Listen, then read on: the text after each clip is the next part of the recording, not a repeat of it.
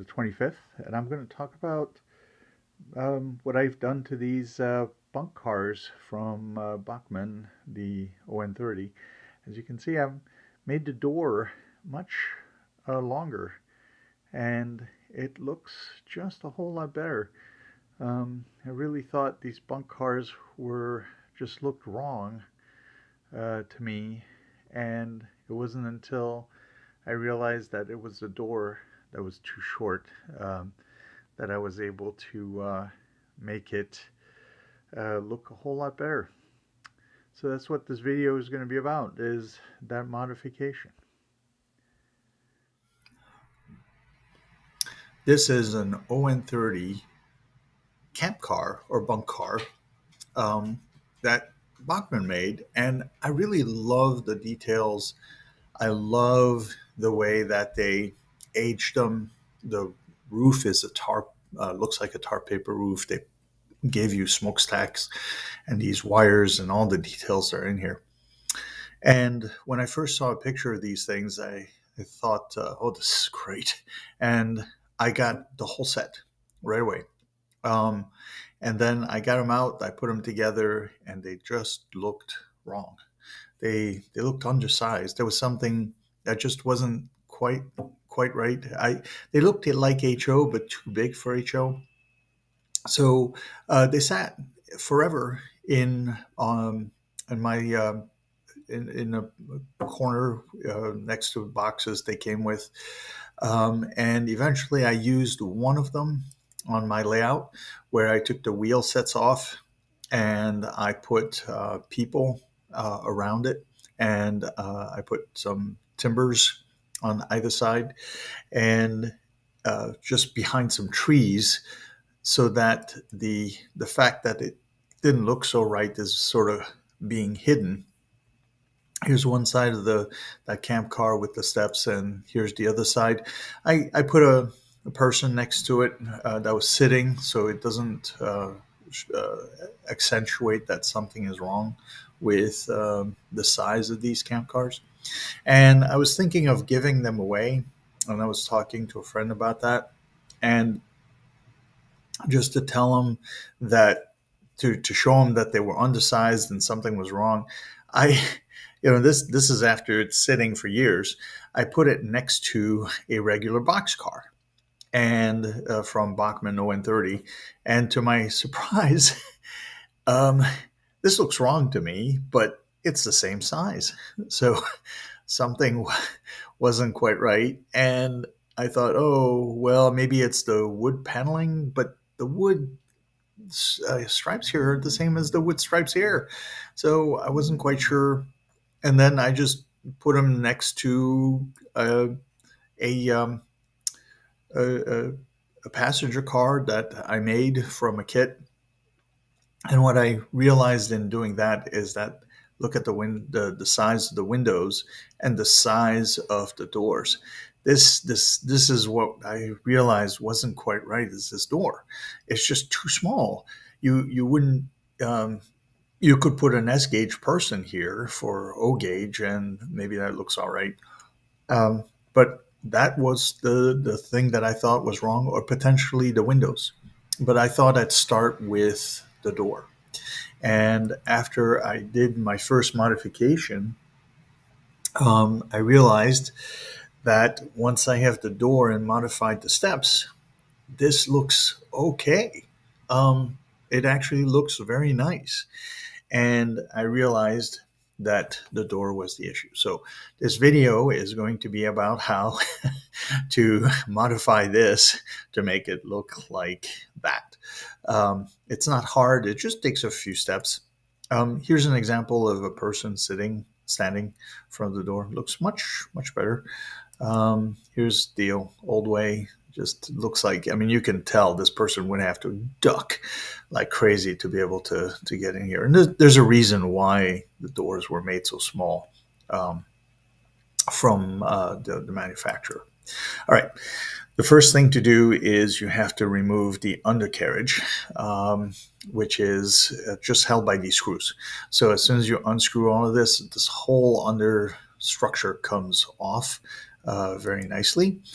you got to make sure to take it out as a whole, um, loosen the screws and then pull it out, because if you pull things out too quickly, there's these grommets that are sitting on the post that center the wheel, and it's really, really easy to lose them. So just keep the whole unit together. Don't lose those grommets. Here's what the undercarriage looks like. Now, unfortunately, I wish we could just separate this base from this top, but it's been molded together, right? So they don't come apart, which would have been the easiest way to be able to modify it, but it just doesn't come off that way.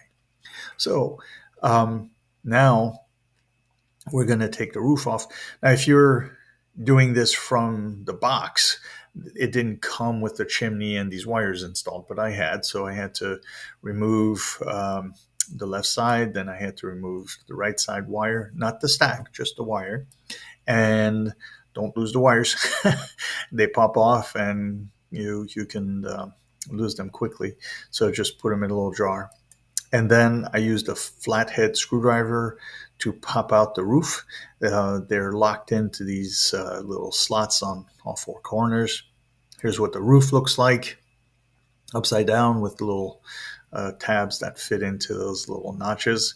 And here's the roof on the right side. Here's the little holes that I had actually enlarged to be able to handle the wires in an easier way. Here's a closer look at those holes. They're bigger than the wires because it was too hard to sort of try to put the wires in without making these a little bit bigger. All right, the door has to come off.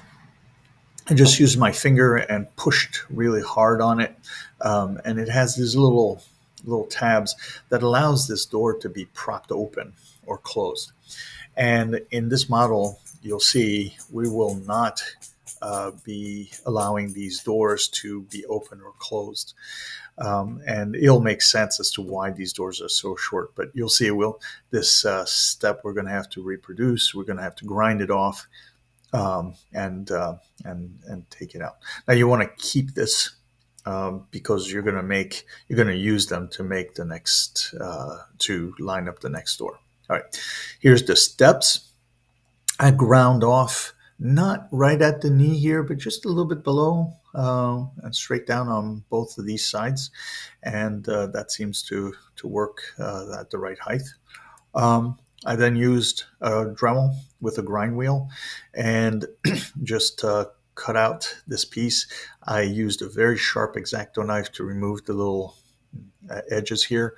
And you can see the Dremel slipped a little bit. That's okay. We're going to use paints and so on. And you can see I really indented this, right? Because I didn't want the door to be even with the front surface. I want it to be recessed in.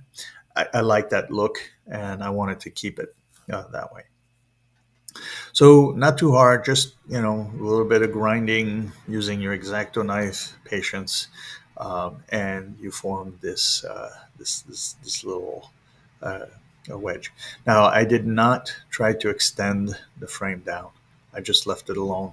I could have added a little something, but it disappears in overall. Here's a closer look at that. You can really see the indentation and the amount of use of my X-Acto knife. It's not perfect. It's not even. It just needs to be there so that the glue will hold the door in that position. All right, let's make the doors. I ended up using this thin sheet of plastic that is supposedly to look like corrugated metal roofs for HO.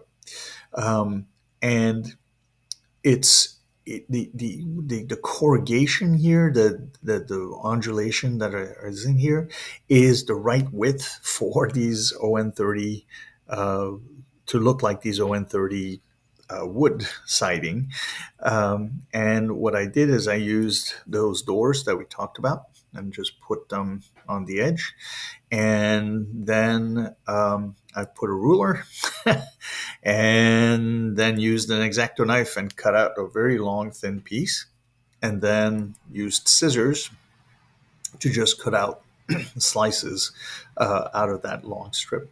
Now, excuse me, um, they're longer than the door because as I'm doing many of these, the bottom here is not all exactly the same height. I just don't grind it evenly enough to cut all the doors exactly the same size. But you can see the undulations here look like the siding of this boxcar. All right, so it turns out it's pretty nice. The next step is to actually create the bottom of the door. So I used a coffee stir stick and then just the sharp scissors that I just cut out the stir stick. And then I cut that little piece to the length that I need. And I made this little indentation with a very sharp X-Acto knife.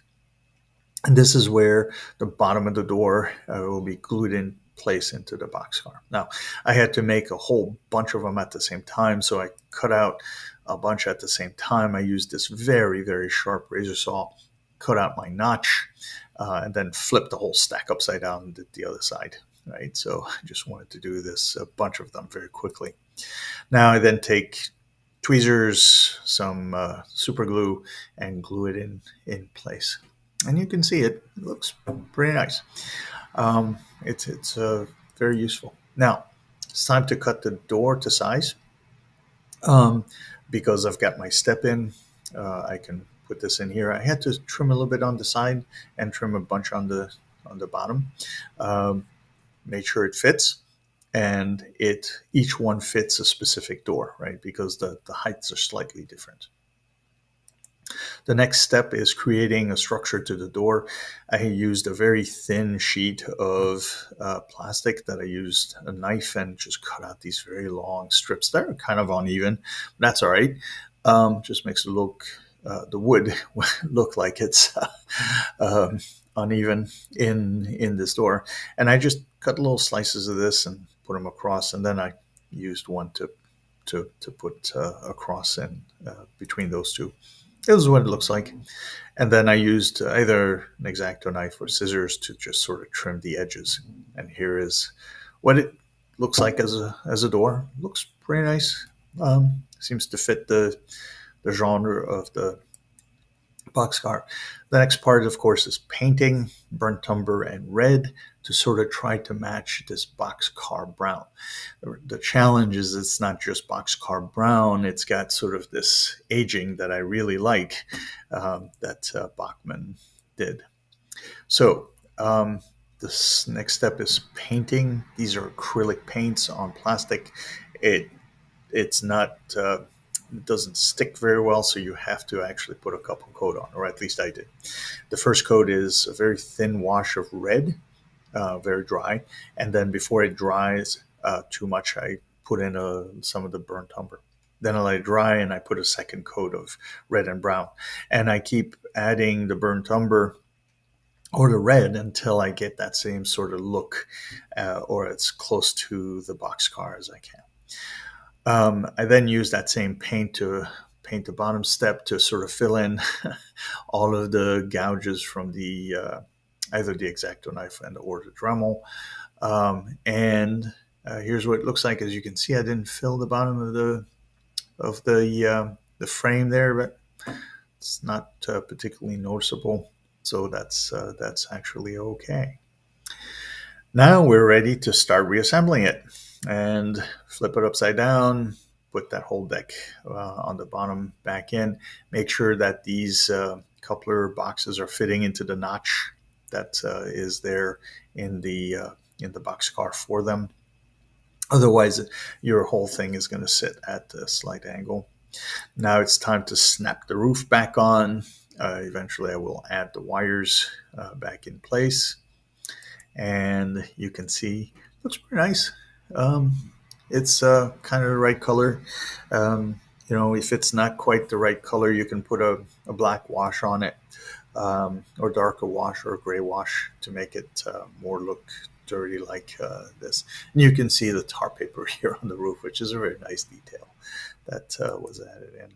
Here's the step, and you can see that the bottom has been ground off. Looks just fine. No problem at all. Here's a person next to that door, as we've talked about before. Looks so much better. Just looks so much better. And now I'm actually willing to run these on my layout. Here's me adding the wire back in from the jar that held them all in place. And here's two of them next to each other that have been modified now. Here's three more in the back. Some of these have doors on the back and on the sides. So it's the exact same process for the doors that are on the long side of the, or on the short side of the boxcar. So not too complicated, just a lot of fun. Enjoy, and I hope that helped.